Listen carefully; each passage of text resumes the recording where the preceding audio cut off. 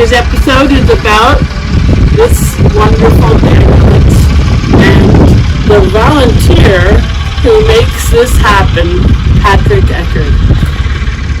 Hello, I'm Chief Patrick Eckert from the Illinois Valley Ambulance Corps, and welcome. This is our 2016 Ford ambulance.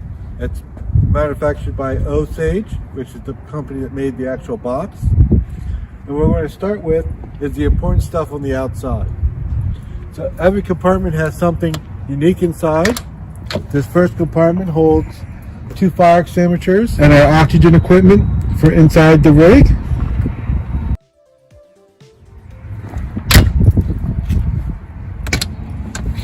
And then this rig has water. And we use water at rehab for fires or anytime we're out on an event long that we need something.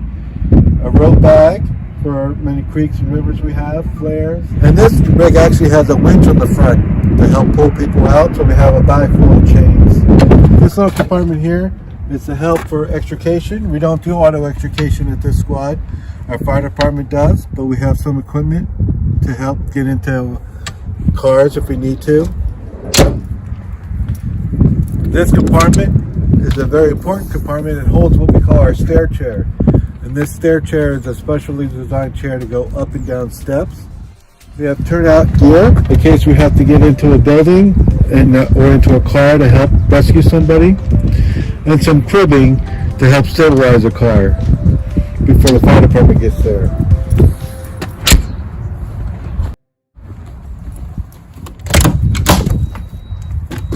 This back compartment here, this is where we do our magic. This is where all our first aid happens. This cot here can go into someone's house. It raises up and down to help move people around. It's designed to lay flat or you can sit up. And then of course we have all our first aid equipment inside, our suction, our oxygen, all the equipment we may need, first aid supplies, anything we may need to help take care of someone. This compartment here is the compartment we use to transport. Mostly this is our reeves. If someone can't sit up on their stair chair, we can use the reeves to get them up and down. It's basically just got boards inside and it conforms to the body, helps us move people around. We have our scoop stretcher, which is a stretcher that literally folds in and out. And then we have our backboards that we use if you have a back or neck injuries. This compartment here is the compartment that goes with the backboards. This bag here has all our straps and everything to strap you down to our backboards. And some more turnout gear and splints in case you broke a bone or something. This is our second entrance into our treatment compartment. That big red bag is what we take into someone's house to help treat them. And everything is secure. That way, if we get into an accident, not everything's flying around.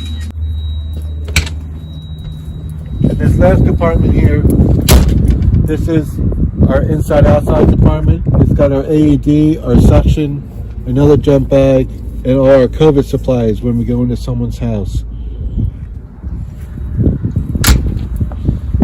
Again, this is a regular chassis. As you see, it has lots of flashing lights on it. This is to help us get through traffic smoothly. And these little boxes in the front, there are sirens. They're each 100-watt speakers, so they're pretty loud. And then we have our winch on the front to help pull things out or pull ourselves out if we get stuck in a situation in the snow. And we also, you may notice that this one doesn't have a bar light on it. A lot of the ambulances have bar lights. This is like just square lights on the front. That's the new style to help reduce energy flow. But it does the same job. And that little black box there, that's what we call an opticon. But it helps us get across the highway safely without making traffic stop for us. The lights do it for us. So that's an interesting thing. All our ambulances have that. Inside is our control panel for everything.